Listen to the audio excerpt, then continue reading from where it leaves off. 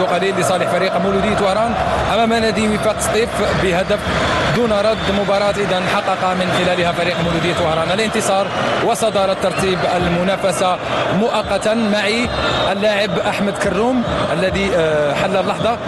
أحمد كروم، مباراة لم تكن سهلة ولكن الأكيد أن نقاطها غالية وغالية جدا. السلام عليكم. نشوف الحمد لله ربي هذه 3 بوان تخلينا ألاز، ونشوف الخدمة تاع المدرب بنات الحمد لله ربي، ونشوف سيمانة كوبنا نخدموا ان شاء الله نزيدوا اونشينو. باقينا شكرا مازال باقينا لي ماتش صعاب ان شاء الله. نشكر هذا الجمهور كاع اللي راه حاضر معنا، صافي بليزير. ونشوف مدينة وهران مليوتها مازال ما فرحات كيما هكا.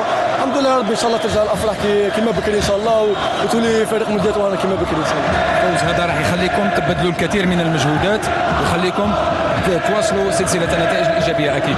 بيان سور وين نشوف انا نديروا ريزلتا مليح في ستادنا الحمد لله ربي، وما ناش اونكيسوس من خدمة تاع المدرب بنات ان شاء الله نزيدوا نخدموا. باقينا لي ماتش صعاب كيما يقول لك عندنا ديبلاسمون نروحوا ناخذوا ان شاء الله نزيدوا نلايموا لي بوان بزاف ونكونوا في اريحيه ان شاء الله باش نلعبوا على البوديوم ان شاء الله. ان شاء الله شكرا كثيرا. إذا كانت مباراة قوية كما سبق ذكر أمين، مباراة كان ينقصها الهدف، ذكرناها في التحليل تاع وقائع المرحلة الأولى. والله حسب إحصائياتنا حسب التحليل مثل ما تكلمت الفريق قلت راح يكون فيه هدف، لأن كلا الفريقين وفاق سطيف أو مولودية وهران هم يبحثون عن نقاط، 3 نقاط أو تعادل بالنسبة لوفاق سطيف. في الشوط الثاني شفنا أشياء مغايرة عكس الشوط الأول، ما شفناش نفس الوجه اللي شفناه بالنسبه لوفاق سطيف مثل ما شفناه في الشوط الاول، شفنا وجه اخر. لكن من جانب مولوديه وهران شفنا تصحيح في بعض الاشياء مثل ما تكلمت لك على الحل اللي قلت لك لو يكون الحل في الشوط الثاني اللي هو الرواق الخارجي. شفنا اول هجمه كانت من الرواق الخارجي عن طريق جيبا، ثاني هجمه كانت كذلك عن طريق عليان عند التفوق النوعي وين دخل وكانت عنده مراوغه وسدد. ثم الكره الثانيه اللي كانت خطا بالنسبه لي في التمركز من جانب وفاق سطيف، الكره الثانيه جيبا كان تمركزه كان جيد، سجل الهدف. وربما فريد راح يشاطرني في الرأي، احسن لاعب في المقابله جيبا بنقطه 7.6 او 7.8 كان هو الابرز، هو الاخطر في الجانب الهجومي، حتى في الجانب الدفاعي كان يساعد كثيرا دهار. اليوم نقدر نقولوا مقابله مقبوله سليم فعلا. نولي لك فريد في الاخير. إليك سيكو شال تفوق نوعا ما تكتيكيا على المدرب بندريس. نظن أن اللاعبين فريق مولودية وهران هم الذين عملوا التفوق، هم الذين ردوا الاعتبار لنفسهم. مثل ما تكلم لك الآن الأخ أمين، فريق وفاق سطيف كان دخل الشوط الثاني بنفس طريقة اللعب الشوط الأول، كان متمركز جيدا واقف جيدا داخل أرضية الميدان، ولكن دائما ما الحل الفردي هو الذي يعمل الفرق. رأينا بعد عمل جيد من عليان على الجهة اليمنى بعد المراوغة، بعد الخروج والدخول بمراوغات لاعبين وعمل توزيع عرضيه اصطدمت بارجل مدافعي وفاق سطيف وخرجت الى الوراء ككره ثانيه لاعب جوبا وحده وجه لوجه في منطقه 14 كان هو الذي في الاستقبال وسجل الهدف. لذلك نظن انه فريق مولودية وهران كان اكثر واقعيه في الشوط الثاني من فريق وفاق سطيف. فريد اسمح لي سليم، ربما اليوم كان معنا من بين الانق واللاعبين في وسط الميدان الارتكازي، وهو الذي سبق ولعب في وفاق سطيف واخذ كاس السوبر ولعب كاس العالم للانديه مع وفاق سطيف. شكرا مروان دهار واحد من هدافي فريق مولودية وهران بهدفين في هذه المنافسه. الاكيد انها لم تكن مباراه سهله امام منافس قوي طبق كره قدم جميله هو وفاق سطيف، ولكن المؤكد هو انكم حققتم الاهم وهو 3 نقاط. بيان سور ديجا السلام عليكم، ميرسي بوكو. كما قلت on savait très bien que le match مش حيكون سهل dès le départ. On a vu, on a supervisé, شفنا ستيف، شفنا ليكيب تاع ستيف، ils ont une bonne équipe اللي يعرفوا يلعبوا بالون que ce soit في الميليو يخرجوا بالون يدخلوا، on a tout vu. Donc on savait que c'était pas facile. ودوريانافون tous les matchs ils sont difficiles, chaque match عنده خصوصية تاعو. Donc الحمد لله on a bien bossé, on a travaillé pendant toute la semaine, on a récolté ce qu'on méritait. الحمد لله. في المباراة شفنا بأن فريق مولودية وهران مقارنة بالشوط الأول ظهر بوجه مغاير خلال المرحلة الثانية. Bien sûr. C'est vrai que première mi-temps c'était ما لقيناش شويه لي روبير تاعنا comme d'habitude, mais deuxième mi-temps الحمد لله on a su comment les contrer والحمد لله. شكرا مروان، بارك الله فيك، شكرا جزيلا. نعود لك امين، انت نتحدث عن الضغط. فريق مولودية وهران بعد العودة من غرف تغيير الملابس ضغط بقوة وظهر بوجه مغاير خلال هذه المرحلة الثانية، ضيع فرصة عن طريق جوبة ثم حقق ما كان يتمناه هو الهدف. والله سليم، الربع ساعة الأولى كأن نحس في الشوط الثاني، نتكلم عن الشوط الثاني، نحس بأن لاعبين مولودية وهران أرادوا أن يسجلوا في الربع ساعة الأول. كان في عندهم هجمات، كان عندهم تمركز جيد، حتى في الصراعات كان صراعات.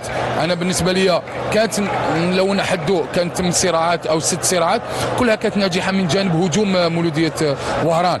ثم استغل الرواق الخارجي اللي تكلمتك عليه عن طريق جوبة في البدايه، ثم عن طريق عليان، ثم عن طريق شاوش اللي كان كذلك يبادر في الهجوم. تكلمت لك على جوبة، لماذا جوبة؟ قلت لك يعتبر من بين احسن، سجل هدف واخرج اللاعب ببطاقه حمراء. فريد قام بكل شيء، سجل هدف، اخرج اللاعب بطاقه حمراء، اعطى التفوق العددي لمولوديه وهران، يعني 11 ضد 10. اعطى كذلك النزعه الهجوميه والخيارات للمدرب اللي كانت عنده خيارات كذلك في التغيير والتغيير في النهج التكتيكي. يعني جوبة انا بالنسبه لي اليوم كان اللاعب الابرز واللاعب ربما اللي كان الاحسن داخل الميدان في تمركزه، خاصه في اللامركزيه اللي كان يلعبها في وسط الميدان هو وابن عماره وكذلك عليان. اليوم مولوديه كانت حاضره من جانب الوسط الميدان في الشوط الثاني ومن جانب الهجومي، وكانت اكثر واقعيه لما وصلت الى مرمى المنافس. نعم. ثم نعود الى وفاق سطيف، ولكن فريد نتحدث قبل البطاقه الحمراء. شفنا بان فريق وفاق سطيف بعد العوده الى المرحله الثانيه من غرف تغيير الملابس ما شفناش بهذاك النهج والنسق، الريتم الذي ما شفناش بالريتم الذي اكمل به الشوط الاول. نعم، لذلك نظن انه كان في تاريخ بعض الشيء. لذلك كنت قلت لك قبل قليل انه لاعبين مولودية وهران كانوا اكثر واقعيه في الشوط الثاني من لاعبي وفاق سطيف.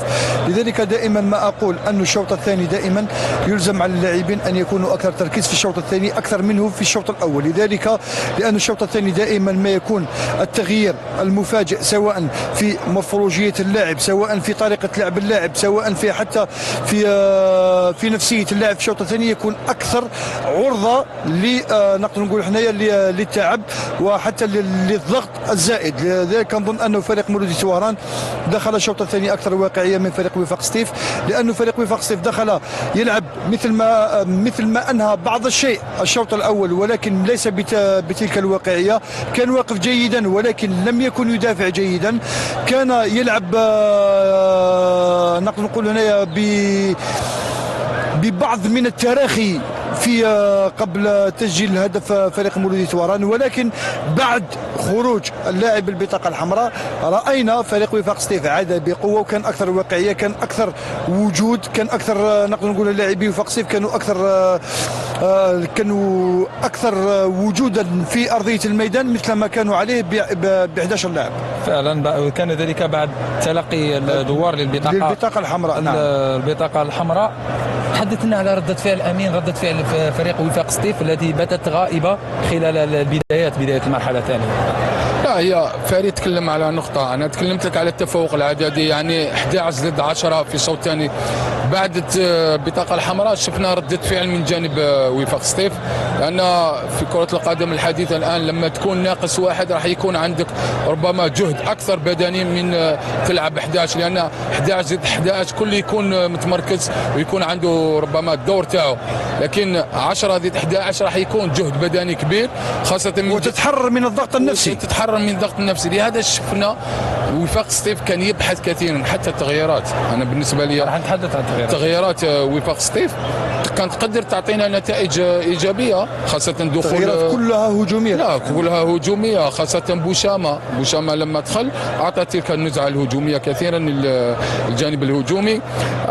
بالنسبه لي نقدر نقول لك كان خيار، رايي هذا كان الخيار من جانب اللاعب وسط الميدان وفاق سطيف رقم 10 لاعب جيدو لما دخل ما عطاش ذلك الدافع القوي لوسط الميدان.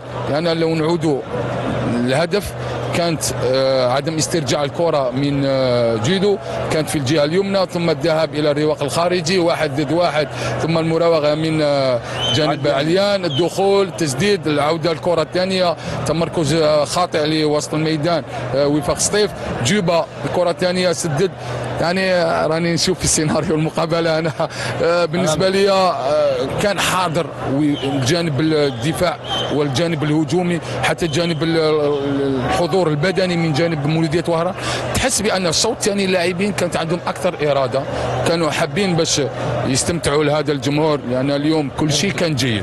اليوم سليم، أرضية، جمهور، تنظيم، يعني خاصة التنظيم من جانب الأمن، تنظيم محافظ الأمن، محافظ اللقاء اللي هو نصر الدين بغدادي بمساعدة سمير عمروش اللاعب السابق لنصر حسين داي، نشكره. يعني كلش حتى أنت بالنسبة لك العمال اللي راهم معنا في التلفزيون العمومي، مؤسسة التلفزيون العمومي الجزائري، الكل كان حاضر. كنت حاب أنا عند سليم لو تكون نتيجة كبيرة نستمتعوا وجمهورنا يستمتع. نتمنى التوفيق لمولودية وهران وكذلك وفاق سطيف، الوفاق لفريد يعرفوا، الوفاق العالمي، نتمنوا باش تعاود يرجع هذا الفريق. لما لا نشوفوا البوديوم هذا الموسم بالنسبة لمولودية وهران، بالنسبة لوفاق سطيف وكل الفرق إن شاء الله نتمنوا لها التوفيق.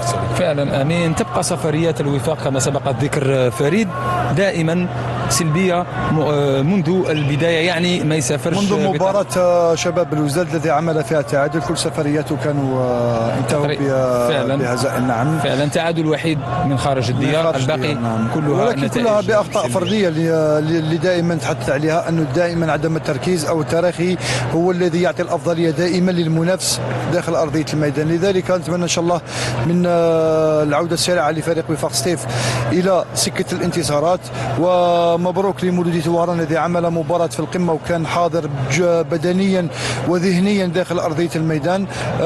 نتمنى إن شاء الله العودة القوية لفريق وفاق سطيف في قادم المواجهات إن شاء الله. فعلا فريد، تحدثنا عن تغييرات فريق مولودية وهران، الآن رأيك في التغييرات سواء تكتيكية أو حتى التغييرات التي أقحمها بندريس خلال المرحلة الثانية؟ لا شو هي فريد تكلم لك، قال لك بأن التغييرات كانت كلها هجومية. بعد تسجيل الهدف شفنا تغييرات هجومية، لأن هدف 0 2-0 3-0 هي راح تخسر 3 نقاط. لما دخل اللاعب حجي، لما يدخل لاعب حجي واللاعب بوشامة واللاعب جيدو وسط الميدان الهجومي واللاعب مسعود سالم المهاجم، يعني الجانب الهجومي فريد نقدر نقول بلي أن المدرب بندريس غامر، لكن ليست مغامرة. هي في كرة القدم لما تكون منهزم لازم تبادر للهجوم، هو بادر للهجوم، كانت مساحات كثيرة لجانب المولودية وهران، كان قادر وين يسجل ولكن الهدف تلك الثاني. المساحات كان بوشامة كان في تغطية المساحات أكثر، لأنه لو نعودوا للاعبي وفاق سطيف نشوفوا أن اللاعب بوشامة تأثيره في وسط الميدان يكون أحسن منه لما يكون يلعب في الرواق الخارجي. فريد والله بالنسبة لي راح يكون في رأي تشاطرني أنا، بالنسبة لي النهج أو الخطة اللي يلعب بها اليوم وفاق سطيف كنت نتمنى لو يكون فيها بوشامة، لأن راح تستغلها في المرتدات كثيرا، لأن لاعب بوشامة لاعب مهاري ولاعب سريع. لهذا أنا بالنسبة لي منذ الموسم الماضي وأنت تقول نستمتع مع بوشامة. بوشامة من بين أحسن المهاجمين. وكان هنالك نقطة تلاقي أيضا ما بين مهاجمة فريق مولودية وهران وكذا وفاق سطيف، ويتعلق الأمر بعريبي وكذلك حاجي، اللذان يبقيان بدون أي هدف. هذا بدون أي هدف، ويعتبران سليم من اللاعبين القلائل في البطولة الجزائرية، لأنهم لاعبين استقبال. يعني فعلا. لما تلعب بالخطة 4-3-3 هو يبقى كرأس حربة، يعني لاعب كلاسيكي، لاعب محطة. سليم العريبي أنا كنت نتمنى له يسجل هدف، لكن فيه مازال بطولة، نتمنى له إن شاء الله مثله مثل حاجي. رغم أن حاجي ضيع ضربة جزاء كان قادر يفتح العدد التهديفي له. لاعبين استقبال نتمنى لهم إن شاء الله يكون عندهم أهداف، ويبقى سواء كريم عريبي وحاجي من أفضل المهاجمين في البطولة. شكرا فريد، شكرا أمين.